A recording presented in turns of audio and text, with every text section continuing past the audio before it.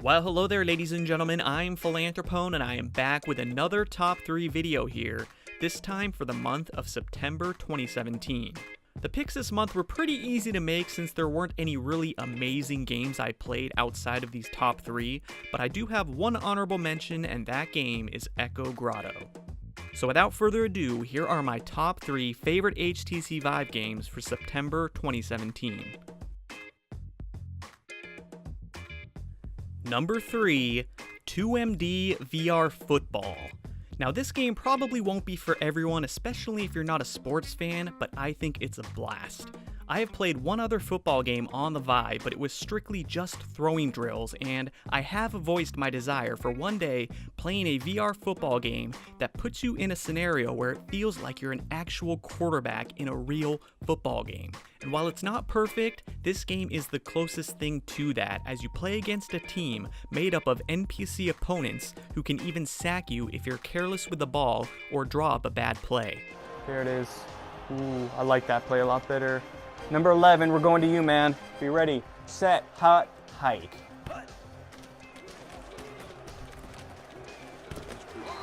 Yes, he got it. He got covered right at the end, though. Holy cow, it sets us way back. Okay, go.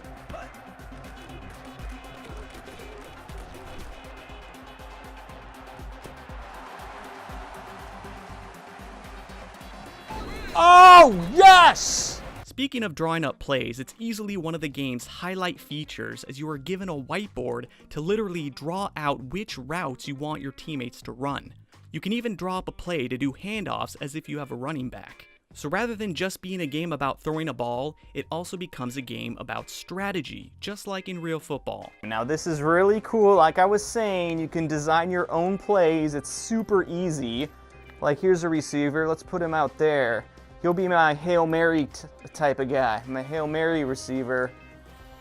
Way down there, he'll be my last resort. Let's put a number 2 over here, and he'll be my slant out guy. Woo, there we go. Oh, and if you drop the pen, it'll just go right back up there. Calling plays is also a breeze, as all you gotta do is use the trackpad, which allows you to hold 4 plays per controller. Now I can't end this one without addressing my one gripe with the game, which has to do with probably the most important thing, throwing the ball. Unfortunately, it does need a bit of work and doesn't work quite as well as with the other football game I mentioned, VRQB. I originally had this game at number 2 but decided to drop it a spot because of this, so hopefully it will improve in future patches. The game currently goes for $10 on Steam. Number 2, Ocean Rift. Ocean Rift is probably the best educational experience that I have had in virtual reality, where you learn about all kinds of aquatic creatures under the ocean.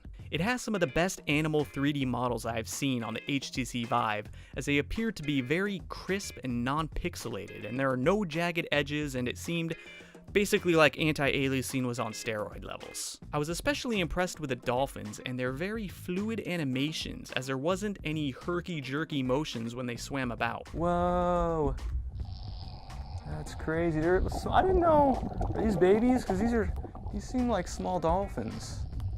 Maybe it's just me. Oh man, can I ride one? Just like hold on. Ocean Rift also sets itself apart from similar type of games like The Blue, as you are able to move freely within a zone, some of which are huge. Besides viewing, you can also learn about all of the animals via text and a voiced narrator. There are 3 living species: the Amazonian manatee, the West African manatee, and the West Indian manatee.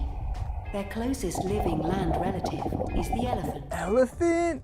Wow, you learn something new every day. And it can't go without mention that this game can be an all-out, terrifying experience to anyone who has a fear of the ocean. I think a lot of people have general fear of like deep ocean water. And this does feel very like kind of open and starts to get dark down there, and that's kind of, there's a snake down there, oh my gosh. Cage, and it's all dark. Oh man. Dude. Oh, it's right there.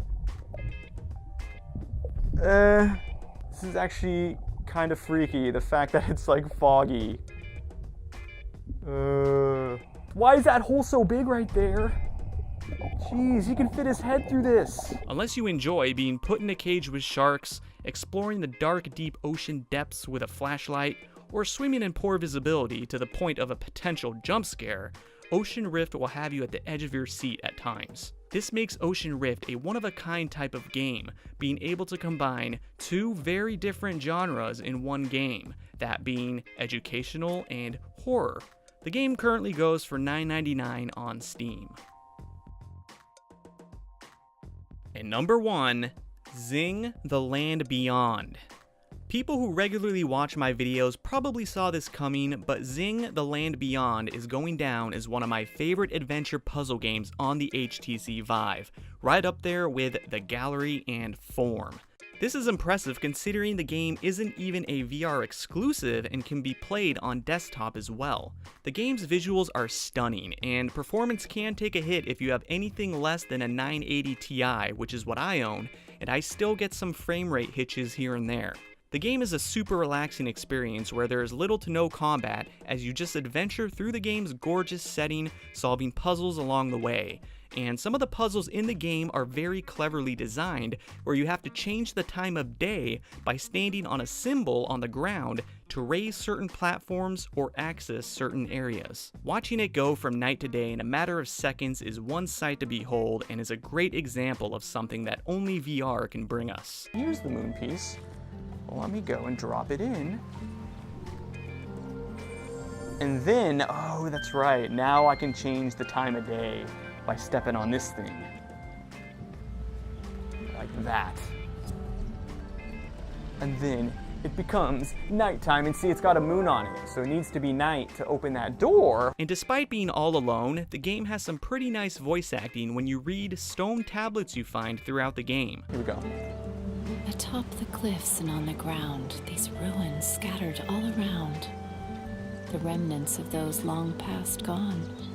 Perhaps they died, or just moved on. The game has drawn comparison to the Myst series as well, and the puzzles themselves start off super easy but increase in difficulty as you progress. And I have also said before that I prefer that a game has easier puzzles for the sake of not breaking immersion than to have difficult puzzles that can halt your progression and ruin the flow of the game, so to speak. And Zing fits that bill perfectly. I will also say that I did read a report of motion sickness by someone since there is no teleporting in the game, but I personally had no issues at all since you move at a pretty slow speed. The movement speed kind of reminded me of the shooter Vindicta, in case anyone has played that game, and the game currently goes for $19.99 on Steam.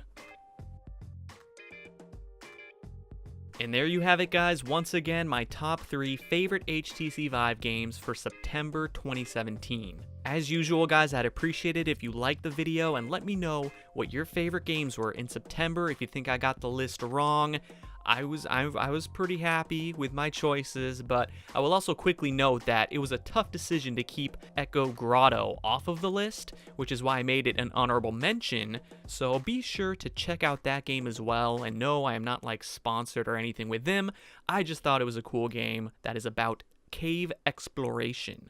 So that's it for this one. Thank you once again, guys. Until next time, peace.